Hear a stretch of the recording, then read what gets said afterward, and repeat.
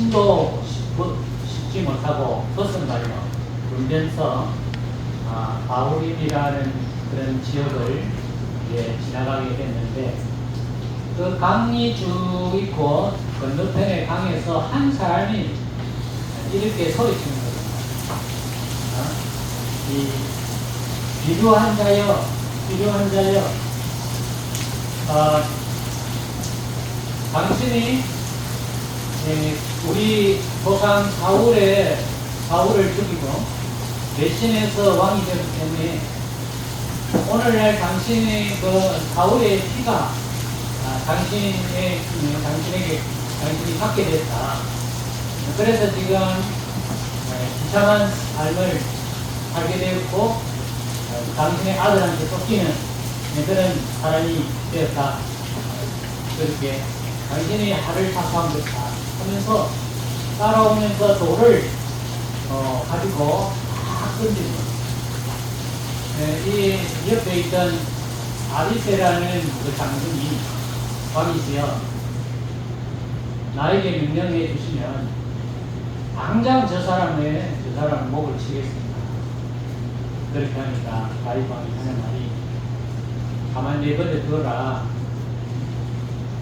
니하고 그 사람하고 무슨 상관이 있냐. 내 아들도 나를 죽이려고 하는데 저 사람은 오직 그랬느냐. 그냥 내버려 두라. 내 억울함을 하나님이 아시고 그것을 갚아주실 것이다.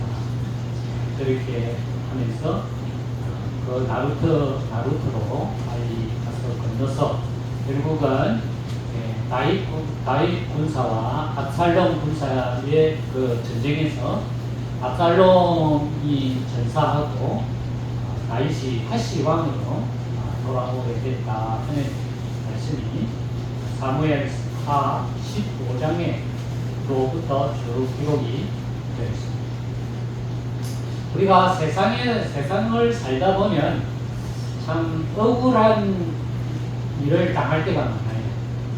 그러면은 우리는 대부분이 어떻게 하냐면 그 억울함을 풀어요. 그 대상은. 그런데 우리가 이 성경을 보면 위대한 사람들은 이 마음이 넓다는 거죠. 우리가 세상 사람들도 보면요, 성공한 사람들은요 마음이 넓어요. 모든 것을 다 이렇게 받아주고 이렇게 해줘요. 그런 사람들이 보면 대부분이 성공하는 사람들.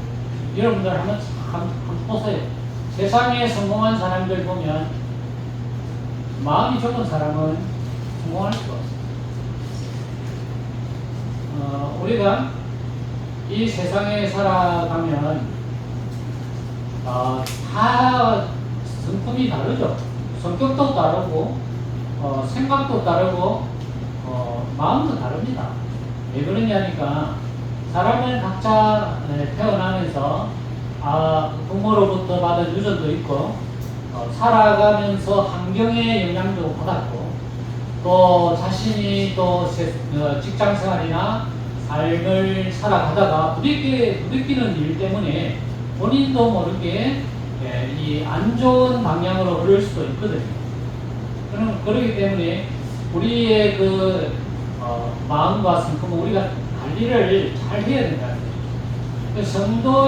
우리 성도의 제일 좋은 성품은 어떤 성품일까? 성도라면 우리가 기본적으로 갖추어야 할 성품, 그 성품이 어떤 성품일까 하는 것이 오늘 고린도전서 6장에 기록이 되어 있는 말씀을 가지고 제가 나누겠습니다. 우리 성도들의 성품 다 다르죠.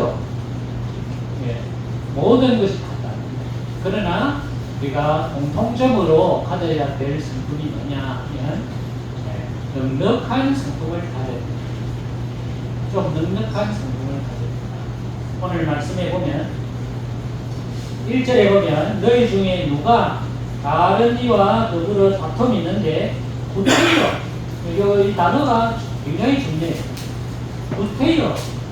구태여 불의한 자들 앞에서 고발하고 성도 앞에서 하지 않느냐. 이 말은 뭐냐면 교회 안에서 다툼이 있었다는 겁니다.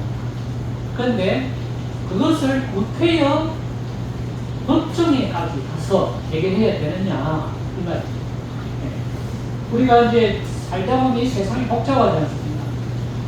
옛날에는 단순했죠. 그래서 이런 큰 문제가 일어나지 않았습니다. 그런데 지금은 워낙 복잡한 세상이기 때문에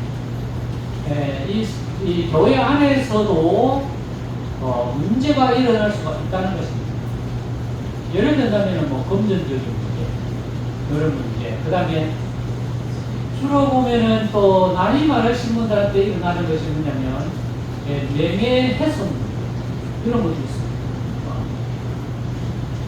또 다른 문제, 사소한 문제들 때문에 성도들끼리 문제를 해결해야 될 부분들이 일어날 수가 있다는 것입니다. 왜냐하면 인간이니까 사람이 모이는 곳에는 항상 문제가 있다 이런 말입니다. 사람이 모이는 단체나 어느 곳에 가든 보면 항상 해결해야 될 문제가 생기게 됩니다. 그러면 우리 교회 안에서 성도들끼리 어떤 문제가 일어났을 때 우리가 어떻게 그걸 해결하는 것이 하나님 보시기에 기뻐하시는 해결이냐 하는 거예요. 여기 보면은 먼저 바울은 뭐라고 말하냐면 첫째는 성도가 성도가 무엇인 줄 우리가 알아야 돼요. 성도라는 것은 뭐냐면 세상을 판단할 사람이라는 거예요. 그 다음에 또 밑에 보면 우리가 천사를 판단한다는 겁니다. 그만큼 우리 하나님께서 우리를 지혜와 우리의 모든 것들을 이렇게 높여주셨다는 겁니다. 그런데 우리는 하나님이 우리를 그렇게 높여주신 것은 아무 생각 없고 단지 나에게 해를 끼친, 나에게 손해를 끼친, 나에게 잘못한 그 사람을 잡고 스스로 해결하지 못하고 그것을 법정까지 끌고 가서 세상 사람들 앞에서 그것을 해결한다는 것은 성도로서 온전한 삶이 아니다 하는 것입니다. 성도는 하나님께서 이렇게 귀중하게 높여주신 우리 성도들인데 성도들끼리 싸움을 해가지고 이 문제를 해결하지 못해가지고 세상의 법정에 서서 세상 사람들 앞에서 그것을 판결을 받아야 되는 그런 일을 해서는 안 된다 이렇게 말씀하고 있습니다. 그러면은 우리가 이런 문제가 생겼을 때 어떻게 하면 이 문제를 하나님 보시기에 기뻐하시는 해결로 갈 수 있겠느냐. 여기 보면 말씀을 보면 7절에 보면 차라리 이 차라리라는 단어가 두 번이나 나와요. 차라리 우리를 당하는 것이 낫지 아니하며 차라리 속는 것이 낫지 아니하냐. 그러니까 내가 좀 손해보는 것이 낫지 아니하냐. 그걸 굳이 그것을 이겨서 내가 이익을 물론 이익은 아니지만 내가 그것을 습득해서 저 사람을 내 앞에 무릎을 꿇게 만들어서 그렇게 할 필요가 뭐가 있노? 그러면 내가 조금 손해보고 내가 조금 뒤로 물러가면 모든 것이 다 해결을 할 수 있는데 그것을 굳이 내 앞에서 잘못했다는 그런 항복을 받아내야 할 필요가 뭐가 있노? 그런 말씀. 이것은 넉넉한 마음을 가질 때 가능한 거예요. 넉넉한 마음을 가지지 못하면 그 사람과 똑같이 될 수밖에 없어요. 우리가 동네에서도 그렇잖아요. 동네에서도 보면 우리 장로님이 이 자리니까 잘 아실 겁니다. 수많은 문제가 있습니다. 일어납니다. 사소한 그것도 큰 문제도 있지만 굉장히 보면 거의 다 사소한 문제예요. 근데 우리 이제 이 마을 사람들이 요즘은 이 사소한 문제를 고발을 한다는 거예요. 요새는 고발하기 참 좋거든요. 전화 딱 해가지고, 시청이나 면사무소에서 사무소에 전화를 해요. 아, 이래 누가 이리 하는데, 이 좀 문제 좀 해결하고 해 주시오. 이 전화를 하고, 그 전화 자체가 고발이에요. 그러면 담당 직원은 그것을 받아서 해결해 줘야 돼요. 민원이. 근데 우리가 그렇게 하기 전에 얼마든지 해결할 수 있는 방법이 있다. 왜냐?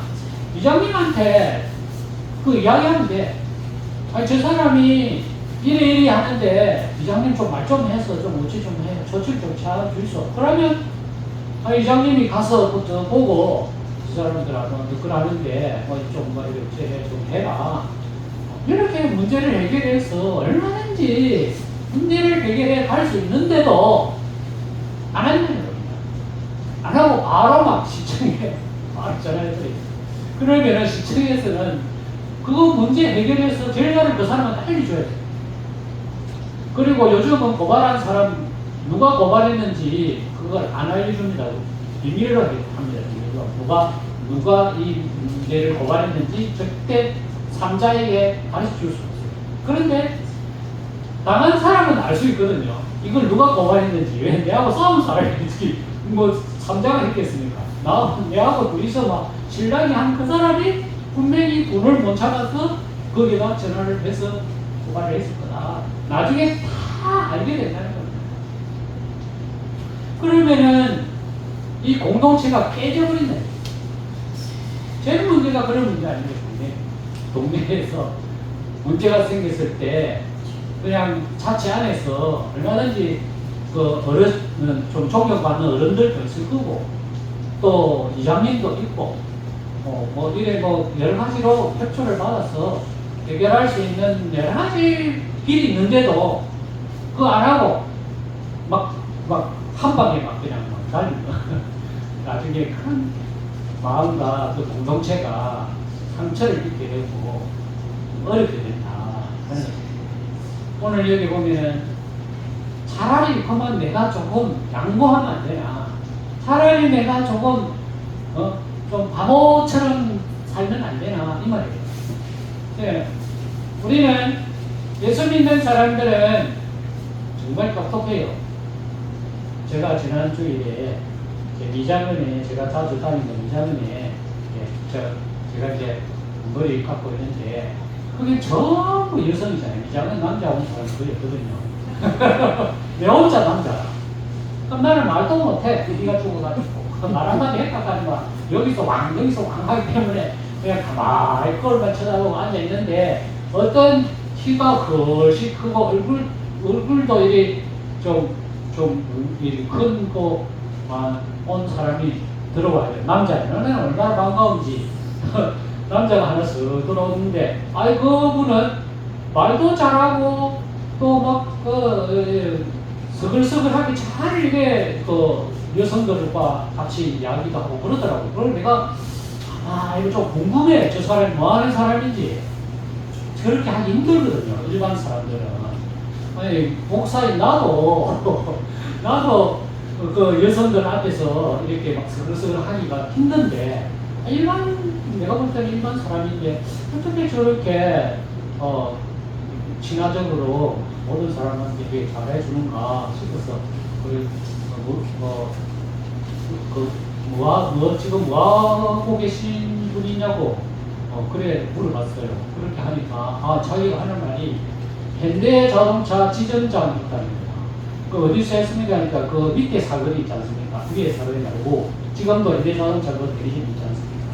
거기에 지점장을 했다는 거야. 그래서 나도 현대자동차 다녔는데 이랬거든요. 그 사람이 반가워가지고 언제 다녔습니까? 이래요.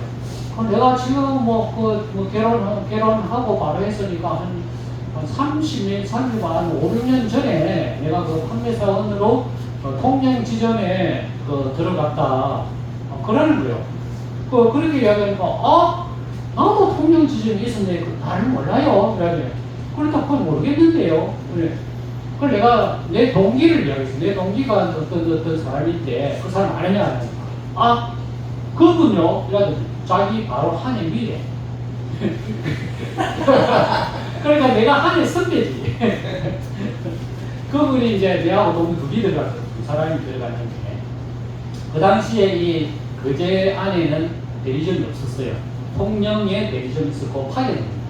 막 그때 우리 있을 때 막 이제 대리점을 개설한 사무실 사고 위자 놓고 막 이래야 할 때라. 그런데 이제 거제도에서 두 사람을 뽑았어. 그 다행히 나하고 또 내 그 동기생이 하나 그거는 대학교 울산 조선대학을 바로 졸업하고 이제 들어온 거예요. 그런데 이제 두 사람이 동기잖아요. 이제 그 판매를 하는데 아침마다 그 지점장이 이제 그 미팅을 하는데 굉장히 이게 스트레스 많이 받거든요. 오늘 이번 달 본사에서 내려온 할당량이 몇 대다. 그러면 당신들 한 대씩 그런데 몇 대, 당신 몇 대 팔았고, 당신은 몇 대 팔고, 당신은 몇 대 팔고, 딱 이게 나온다고. 그러면은, 아니, 안 그래도 그 당시에 차 산 사람이 없는데, 그러니까 둘이서 치약한 그 회의하고 나면 둘이서 버스 타고, 거제로 넘어오거든요.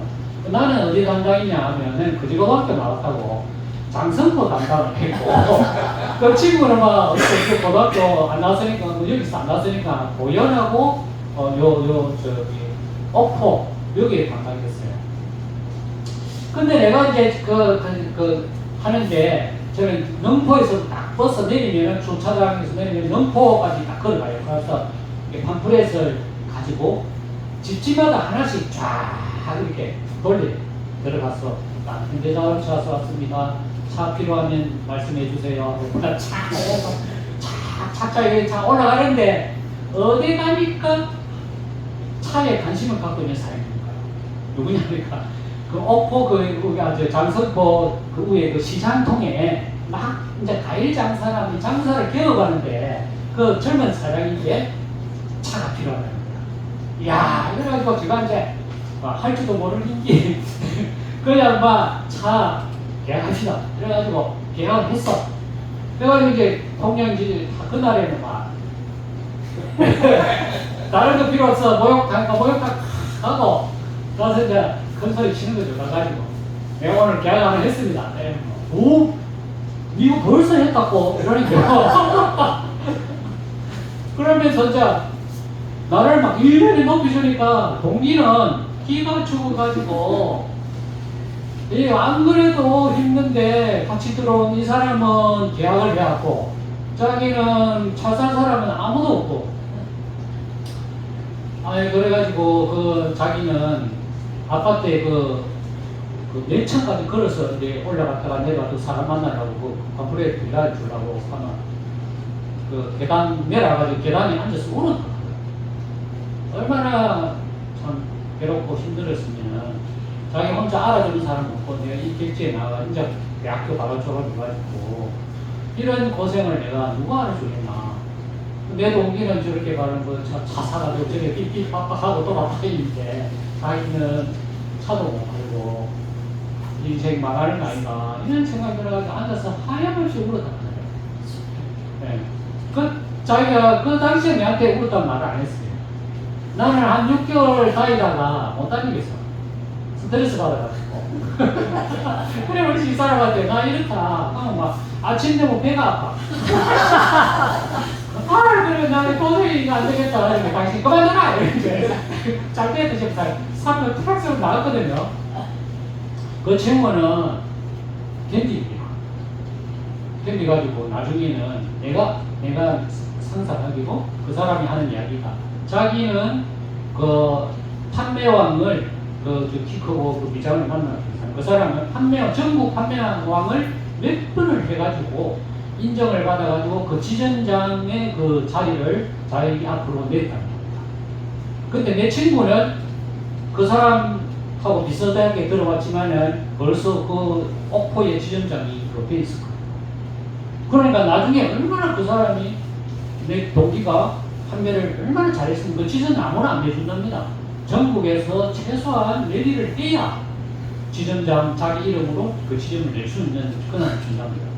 그 내가 뭐 알고 보니까 내 동기가 여기 거기 목포에 지점장 있다가 나중에 이제 또 자기가 사천으로 갔다가 사천에서 진주로 갔다가 진주에서 부산을 갔다가 부산에서 퇴직했다가 그래가지고 그 전학원에서 좀 한번 알아봐. 그 연락 좀 해보소. 그러니까 지금 저 고성에 어디 자기 부인이 또 결혼을 잘해가지고 더 살아. 내보다는 좀 못했지만. 아니, 그리고 은퇴 당해가지고, 아마 내가 볼 때는 그 친구는 이제 불교를 좋아하는 것 같아요. 절 밑에, 안정사 밑에, 그 단독주택지 가지고 산다. 예, 그제 오히려 그 말은 뭐, 이렇게, 집사람이 조용하게 좋다 해서 있다. 역시 그 사람도 그렇지만, 이 뭔가 이게 그 지도자나 이렇게 성공을 하는 사람들의 공통점이 뭐냐? 넉넉함입니다. 사람이 넉넉해. 그래야 사람을 수용할 수 있지 않습니까? 사람을 수용할 수 있다. 우리가 이 그리스도 우리 예수 믿는 우리는 좀 너그러워야 됩니다. 성품이 너그러워야 됩니다. 너그러운 방법이 뭐겠어요? 내가 좀 손해보면 돼. 그렇잖아요. 예? 그러면 소문이 나게 돼 있어. 소문나게 돼 있다. 저 사람 참 좋은 사람이다. 소문나게 돼 있다. 근데 그거 알아. 내 있는 거 다 챙긴 거야. 그러면 딱 그 사람 굉장하다. 그 굉장하다는 말은 부정적이다 이 말 아닙니다. 우리가 좀 넉넉해야 됩니다. 네. 그래야 좋은 성품을 가지게 됩니다. 그 다음에 이제 마지막에 우리가 가서 보면은 19절 20절에 보면 너희 몸은 너희가 하나님께로부터 받은 바 너희 가운데 계신 성령의 전인 줄을 알지 못하느냐. 너희는 너희 자신의 것이 아니라 값으로 산 것이다. 네. 우리 성도들의 가치가 얼마나 될까? 성도들을 우리가 돈으로 환산하면 안 되지만은 세상적인 개념으로 한 영혼의 가치가 얼마나 될까 하는 겁니다. 우리 한 영혼의 가치는 어마어마한 가치가 있다는 거예요. 어떤 가치? 값으로 계산해 본 여기 성경에 보면 하나님이 자기 아들을 죽이고 그 값으로 우리를 샀다는 거예요. 여기 보면 그 값으로 샀다는 말 그 말이에요. 하나님이 우리를 얼마에 샀느냐? 자기 아들을 죽이고 그 대신 그 값으로 우리를 샀다는 거예요. 그러면 하나님의 아들이 누구입니까? 예수님이잖아요. 예수님의 가치를 돈으로 먹일 수 있습니까? 수천억, 수억, 수조 원을 줘도 자기 아들을 하고 바꿀 사람 누가 있습니까? 우리가 그런 가치 있는 사람이라는 거예요. 그런 가치 있는 사람. 나만 그런 것이 아니라 상대방도 그런 가치 있는 사람이라는 거예요.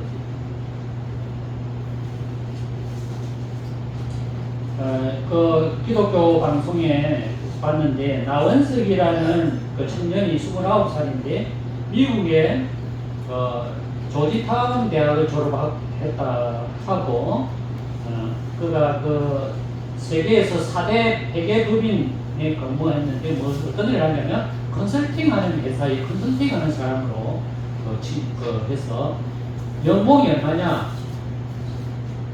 1억이야. 1년 연봉이. 그러니까 우리 돈으로 환산하면 한 달에 1,000만원을 월급을 받는 사람이에요. 근데 이 조지타운이라는 대학은 어떤 대학이냐면 연문대학, 워싱턴에 있는 연문대학인데 역사가 236년이 됐고 1%의 지성인들을 배출하는 그런 명문대학이에요. 여기에 졸업생들이 주지사도 많고 심지어 대통령도 이 학교를 많이 졸업한 사람들 때문에 우리나라로 말할 것 같으면 서울대학 최고의 그 학과에 졸업한 사람. 그런데 이 사람이 뭐 직장에서 컨설팅이라는 말은 뭐냐면 회사가 문제가 있는 것을 다 분석해가지고 회계적으로 분석을 해가지고 그 문제를 해결 방법을 제시해주는 것이 컨설팅 회사거든요. 그러니까 어떤 큰 회사에 만약에 뭐 경영이 잘 안 된다 하면 그 왜 경영이 안 되는 것을 이제 찾아내가지고 이걸 개선하는 방향으로 제시해주는 그런 회사죠. 그러니까 뭐 에리트 중에 에리트인 거예요. 자기가 이제 그런 삶을 사는데 부족함이 없죠. 뭐 최고의 인류 대학을 나와서 최고의 연봉을 받는 그 삶이 무슨 부족함이 있겠습니까? 그런데 어느 날 갑자기 이런 생각이 들었다는 거예요. 한 영혼의 가치가 얼마나 될까? 자기가 문득 그런 질문이 본인한테 일어났다는 겁니다. 한 사람의 가치, 한 영혼의 가치가 우리가 살아가는 이 돈으로 계산하면 얼마나 될까? 자기가 생각해 보니까 이거는 돈으로 환산할 수 없는 어마어마한 가치를 가진 사람이라는 사실을 자기가 깨닫게 되잖아요. 그래서 그 회사에 사표 쓰고 어디를 갔느냐? 자기가 나온 조지타운의 대학에 들어가서 선교사로, 청년 선교사로 일하면서 그 미국 사람들 특히 에리트들은 종교를 잘 안 가지거든요. 자기의 주장이 뚜렷하기 때문에 그렇잖아요. 똑똑하고 부족함이 없는 사람이 종교 가지를 하겠습니까? 안 하거든요. 그런데 이 사람은 그 학교에 졸업생 자기가 선배잖아요. 들어가서 전도하기 제일 좋은 대상이 1학년이라. 1학년은 아직 병아리라. 뭐 사귀는 거 이런 걸 막 어떤 사람하고 사귈까 뭐 이런 걸 좋아하는 이런 거라. 그래서 이제 처음에 가서 잘 이제 대화를 해주고 또 관심도 가져주고 좋은 그 호감을 갖도록 그렇게 이야기하면 나중에 되면 이제 믿는다는 사람, 자기 선배고 또 나는 좋은 직장을 가졌고 또 이렇게 한 사람이 네 어려움이 뭐냐 이런 것들을 서로 이야기를 해주고 조언도 해주니까 사람이 이제 따를 거 아닙니까? 그때 이제 내가 이렇게 한 이유는 내가 예수 믿기 때문에 그렇게 한 것이다. 당신도 예수님을 구주로 받아들여라. 그러면 당신의 인생의 삶이 달라진다. 이렇게 전도를 했는데 지금은 수십 명이 예수 믿는 사람이 됐고 자기 거기에 많은 그 청년들이 와서 기도하고 찬송하고 하나님을 영접하고 그 기쁨을 누리고 있다 하는 것을 제가 그 방송을 통해서 들었습니다. 우리의 한 영혼의 가치가 우리 성도들의 가치가 얼마냐? 어마어마한 거. 돈으로 환산할 수 없다. 이 세상에 환산할 수 없다. 그만큼 가치 있는 우리가. 그런데 이렇게 가치 있는 우리가 조그마한 돈 얼마 이런 것 때문에 싸워서 되겠는 말이야. 또 조그만 자존심 문제 이것 때문에 법정에 가서 문제를 해결하고 그래서 되겠냐 말이야. 오늘 그 말씀이에요. 바울이 하는 말씀이에요. 좀 너그러운 사람이 되야지. 그러면 하나님이 책임져 준다. 그 말이죠. 여러분 다윗이 그랬잖아요. 다윗이 내 원통함을 하나님이 알아주실 것이다. 저 내버려 둬라. 저 개 같은 사람 아비세 그랬더니 방장의 저 사람은 오대 왕한테 말이야. 저는 욕을 욕짓거리를 한다니 말이 되는 게 아니냐고 그렇게 한다. 그냥 내버려 두라. 내가 받는 이 원통함을 하나님이 선으로 갚아주실 것이다. 이게 명백한 말입니다. 하나님을 믿는 우리는 하나님 바라보고 그런 넉넉함을 가질 때 우리의 인품이, 우리의 성품이 하나님 보시기에 얼마나 귀한 성품으로 하나님 받아주시느냐 하는 것입니다. 우리가 사는 이 세상 속 팍팍한 세상 속에 살아가고 있습니다. 그럴수록 우리는 하나님 바라보고 좀 넉넉한 그런 삶을 살아서 좋은 성품, 하나님 기뻐하시는 그런 성품으로 살아가기를 주님의 이름으로 축원합니다. 하나님 아버지 감사합니다. 저희들을 귀한 가치 있는 사람으로 값으로 주고 사심을 감사드립니다. 우리가 살아가는 이 세상 속에서 좀 더 넉넉한 삶을 가질 수 있도록 마음을 열어주시고 축복하여 주시옵소서.